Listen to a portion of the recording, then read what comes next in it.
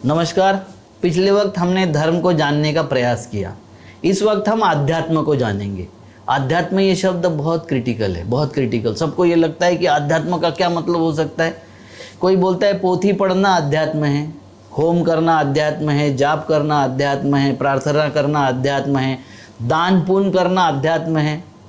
भाई ये आपकी कृति है, अध्यात्म नहीं है। आध्यात्म ये दो शब्दों से बना हुआ शब्द है। पहला शब्द है आद्य।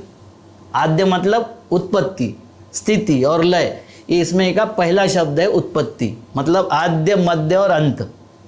आप समझ गए कि आद्य जो होता है मतलब शुरुआत, मध्य और अंत। हर व्यक्ति, हर वस्तु, किसी भी यानी कायनात में जो भी है, ब्रह्मांड में जो भी चीज़ें है, उसका उत्पत्ति होती है, स्थिति होती है और लय होती है। ये चंद्रमा की भी होगी, पृथ्वी की भी होगी, सूरज की भी होगी, मेरी भी होगी, आपकी भी होगी, टेबल की होगी, कुर्सी की होगी, लाइट की होगी, कैमरे की होगी। जब उत्पत्ति हुई है, स्थिति रहेगी और अंत होगा।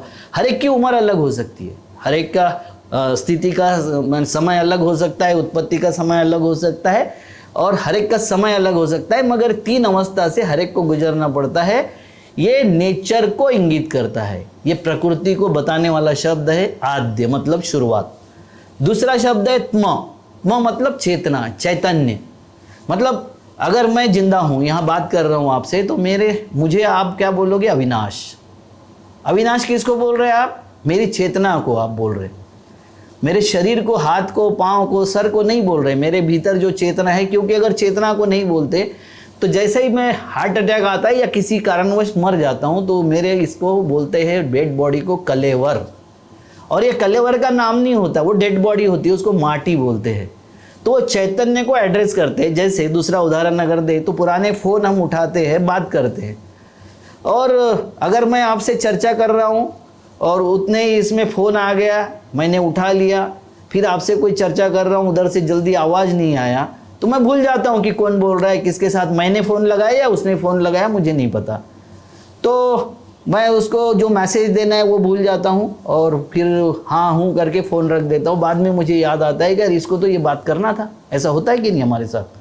तो अब ये मुझे बताइए कि ये क्यों होता है? क्योंकि ब्रेन तो हमारा वही था, हमारा मुंह भी वही था, हम भी वही थे। क्या अब्सेंट था? चेतना अब्सेंट थी, ध्यान आपका अब्सेंट था, वो दूसरी तरफ लगा हुआ था। वो ध्यान मतलब चेतना, मतलब त्म, वो चैतन्य को हम त्म बोलते हैं।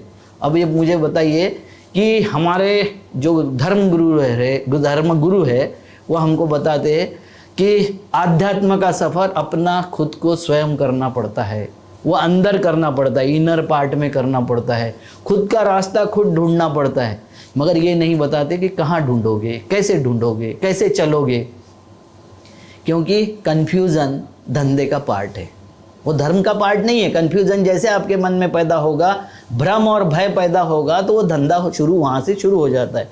तो अब वो जो बताते हैं कि अंदर जाना है, मतलब कहाँ? किडनी में जाना है, ब्रेन में जाना है, बोन में जाना है, ब्लड में जाना है, कहाँ जाना है? कुछ नहीं बताएंगे। मैं आपको बताता हूँ, सरलीकरण है, बहुत सरल है उसका अर्थ।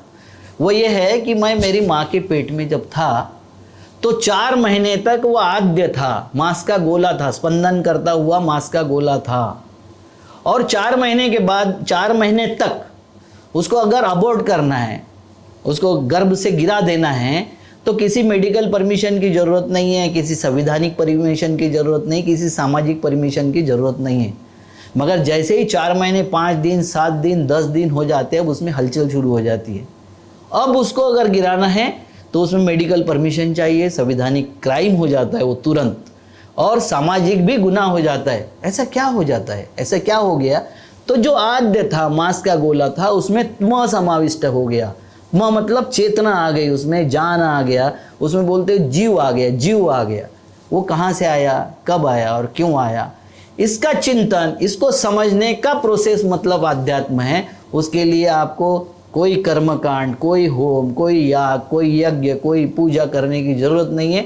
स्वयं को समझो तो आध्यात्म समझ में आएगा, स्वयं को ना समझो तो आध्यात्म नाम की चिड़िया आपके शोषण के सिवाय और कुछ नहीं है। नमस्कार।